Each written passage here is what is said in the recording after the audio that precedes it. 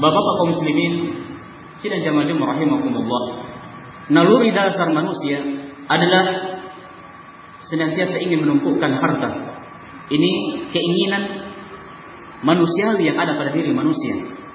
Di satu sisi, adanya naluri ini akan membangkitkan semangat bagi seseorang untuk bekerja, untuk berusaha, mencari penghidupan.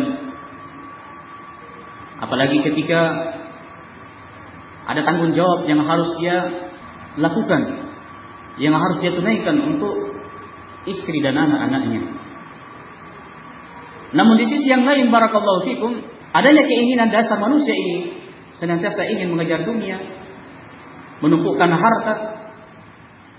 Justru sebaliknya, hal itu juga akan menyebabkan dia semakin jauh dari Allah Subhanahu wa taala jikalau dia tidak pandai-pandai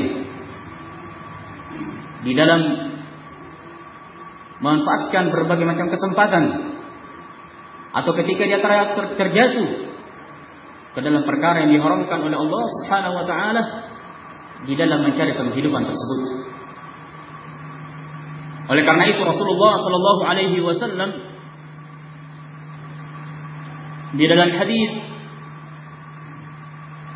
yang diriwayatkan oleh Imam Al-Bukhari dan Muslim, Rasulullah sallallahu alaihi wasallam bersabda, "Lau kana li ibni Adam wadiyan min al-mali labtagha thalithan wa lam yamla fahu wa lam yamla min jawfihi ibni Adam illa biturab wa yatubu Allah ala man taba." Kata Nabi sallallahu alaihi wasallam, seandainya anak Adam yang diinginkan di sini adalah manusia. Ya, seandainya manusia ini memiliki satu lembah atau dua lembah yang berisi emas, maka sungguh dia akan menginginkan lembah yang ketiga. Dia akan menginginkan lembah yang ketiga. Dia ingin satu, sudah mendapatkan satu, ingin dua. Ya, sudah dapat dua lembah emas, ingin lembah yang ketiga. Itu sifat manusia. Keinginannya terhadap harta, kemewahan, itu naluri yang ada pada dirinya. Nah, kalau tidak dibimbing dengan syariat, ini yang berbahaya. Kata Nabi SAW, tidak ada yang bisa menghentikan dia kecuali apabila tanah itu telah masuk ke dalam mulutnya. Artinya dia telah meninggal dunia. Ma'asyiral muslimin rahimakumullah, keinginan manusia terhadap harta ini senantiasa ada, meskipun usianya telah senja. Jadi tidak memandang umur, ya. Tidak dikatakan kalau sudah tua tidak mau harta. Tidak. Walaupun dia sudah senja, usia senja, sudah tua renta, masih menginginkan harta. Dan ini diingatkan oleh Nabi Sallallahu Alaihi Wasallam di dalam hadis yang sahih. Nabi Sallallahu Alaihi Wasallam bersabda, "Yuhramu ibnu Adam wa tashibbu minhu ithnani." Ketika anak Adam itu sudah tua, namun ternyata ada dua pada dirinya yang senantiasa muda. Orangnya sudah tua, tapi ternyata pada dirinya ada dua perkara yang selalu muda, selalu awet muda. Apa itu? Kata Nabi, "Al-hirsu 'alal mali wal hirsu 'alal umri." Yakni semangat ketamakannya terhadap harta dan ketamakannya untuk terus-menerus bertambah umurnya. Ini dua perkara. Umurnya sudah tua, tapi dia masih menginginkan apa? Bisa hidup 1000 tahun lagi. Ya. Yang kedua adalah dari sisi harta. Itu senantiasa muda yang ada pada diri manusia. Padahal kalau kita ingin melihat, barakallahu fikum, hakikat dari harta yang dimiliki oleh manusia itu hanya 3. Hakikat dari harta yang dimiliki oleh manusia itu hanya 3. Apa yang dia makan, apa yang dia pakai, dan apa yang dia sedekahkan. Hanya 3. Sebagaimana diingatkan oleh Nabi sallallahu alaihi wasallam, "Yaqulu ibnu Adam mali mali, qala wa hal laka ya ibnu Adam min malik illa ma akalta fa afnaita au labista fa ablaita, au tasaddaqta fa amdaita. Sesungguhnya anak Adam, manusia itu mengatakan hartaku, hartaku. Padahal tidak ada harta bagi dia kecuali 3. Apa itu? Yang pertama kata Nabi, apa yang dia habiskan. Ya. Hartanya itu hanya 3. Apa yang dia makan sehingga habis. Itu harta hakikat apa yang dia miliki. Ya. Harta, makanan, minuman yang dihabiskan. Yang dia makan, yang minum, kemudian habis. Itu hartanya dia. Telah dia nikmati. Yang kedua kata Nabi, kemudian pakaian, apa yang dia pakai kemudian usang. Sudah menjadi tua. Kemudian yang ketiga, atau engkau sedekahkan, maka engkau mendapatkan pahalanya.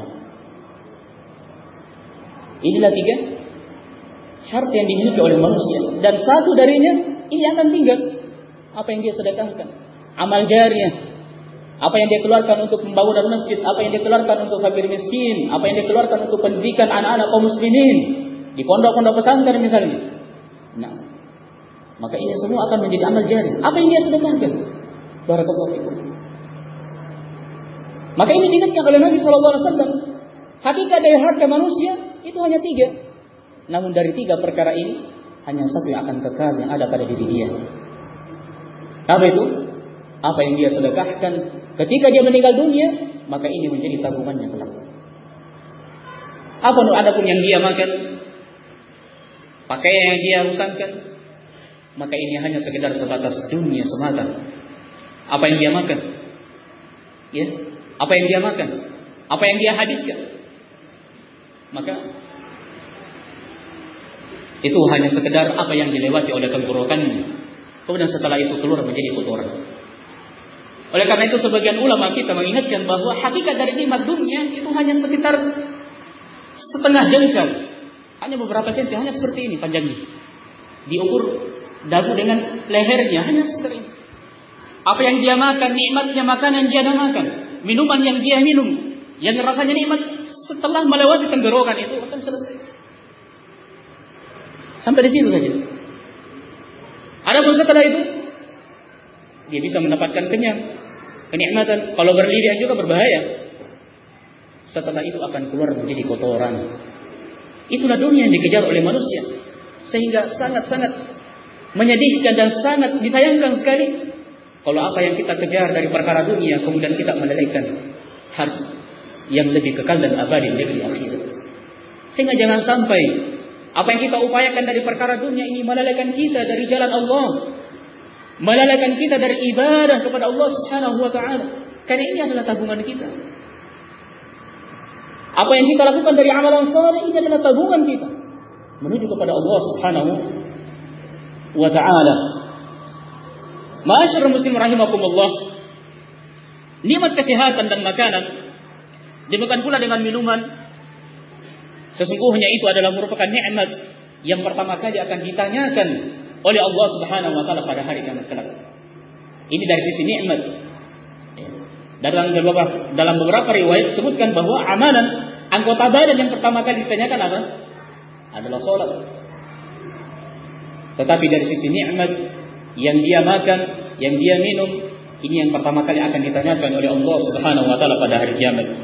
Oleh karena itu Rasulullah sallallahu alaihi wasallam bersabda, "Inna awwala ma yus'alu anhu yaumil qiyamati ya'ni al-'abdu min an-ni'ami ay yaqula lahu alam nusihha laka bi jismika wa nurwika min al-ma'il baridi."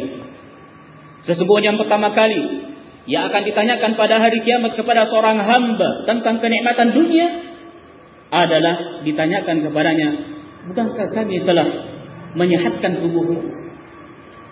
Dan bukankah kami telah memberikan minum dengan air yang sejuk untukmu? Allah Subhanahu wa taala berfirman, "Tsumma latus'alunna yawma idzin 'anil na'im." Kemudian sungguh benar-benar akan ditanyakan kepada kalian pada hari kiamat tentang kenikmatan yang telah diberikan kepada kalian ketika di dunia. Kata salah seorang ulama tafsir yang bernama Hafidz Ibnu Katsir rahimahullah taala ketika menafsirkan ayat ini dalam surah Al-Kautsar, dalam surah At-Takatsur, ثم لتسألن يومئذ عن شكر ما أنعم الله به عليكم من الصحة والأمن والرزق وغير ذلك ما إذا قابلتم به نعمه من شكره وعبادته. Kemudian kalian akan benar-benar ditanya pada hari itu, yakni pada hari kiamat, tentang kesyukuran kalian terhadap segala nikmat, terhadap segala kenikmatan yang telah diberikan oleh Allah Subhanahu wa taala kepada kalian. Ya, seperti kesehatan, rasa aman, rezeki dan yang lainnya akan ditanyakan kepada kalian. Apakah ketika kalian mendapatkan nikmat tersebut kalian mensyukurinya, yakni menggunakan nikmat tersebut dalam rangka beribadah kepada Allah Subhanahu wa taala ketika di dunia. Aqulu qawli hadza wa astaghfirullah li wa lakum wa li sa'iril muslimin min kulli dhanbin fastaghfiruhu innahu huwal ghafurur rahim.